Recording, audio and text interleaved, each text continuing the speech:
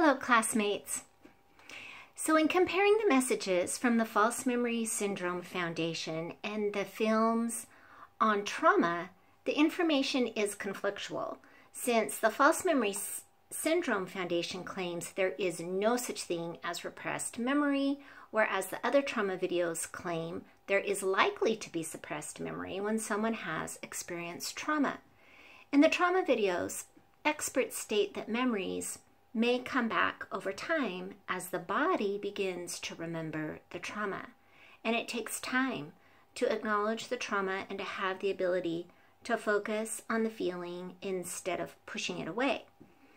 So the recollections may come back in fragments, and the memories get activated by the flashbacks and the bodily sensations that get combined and eventually make sense to the person experiencing it. Mental health specialists do not decide whether a memory is real or false. That's not our job. As therapists, we should help people put their thoughts and experiences in perspective. It's not so important on deciding if a memory is true or false. What is important is to help the client work through their perceived trauma to live a satisfactory life and gain a sense of wholeness to help alleviate their suffering so they can live a fulfilling and contented life. So in working with a client that says they're being falsely accused of sexual abuse based on repressed memories coming to light after an alleged abuse, I think would be very challenging. But it would be imperative to practice neutrality, as the videos talked about, and not taking a side of the client. Staying on neutral ground keeps us safe, and it's ethical and helps keep us from lawsuits. So my job as a therapist would be to help the client deal with their own conflicts, their own struggles, their own feelings about their situation, and help them cope with that situation and with the experiences that they're trying to deal with.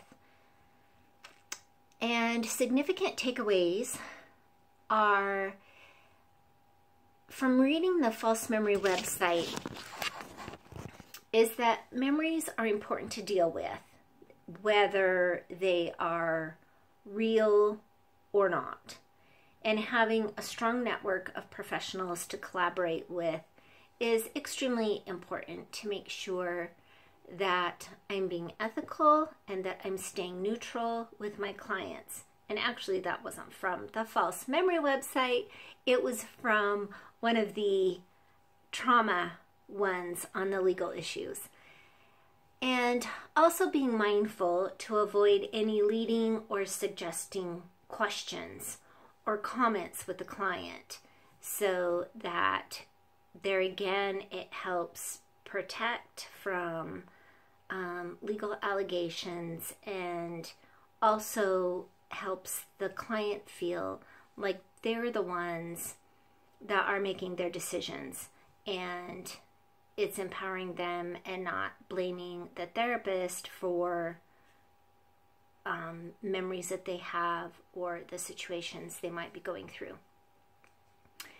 And as a social worker, I also think that critical thinking is crucial when we're working with clients. There has to be a balance of what the clients say as absolute truth and disbelief. And there has to be a balance between those two things so that we're not believing and being gullible every single detail that they're telling us. And on the other hand, we don't want to be in such disbelief and always second guessing that we're not building a rapport with the client. And we work with a narrative truth. So we're working with what our clients tell us, and that's what we have to base it on. And that's how the information that we take from that, along with our own critical thinking and collaboration with other professionals that were able to be effective in working with them. It's also important to realize that our world is constantly changing and that we need to keep up to date on current research and literature that pertain to the social work profession. So I am excited to do some somatic work with clients to help relieve their suffering from trauma by helping them find purpose and optimism and finding worth and meaning for their lives. Thank you.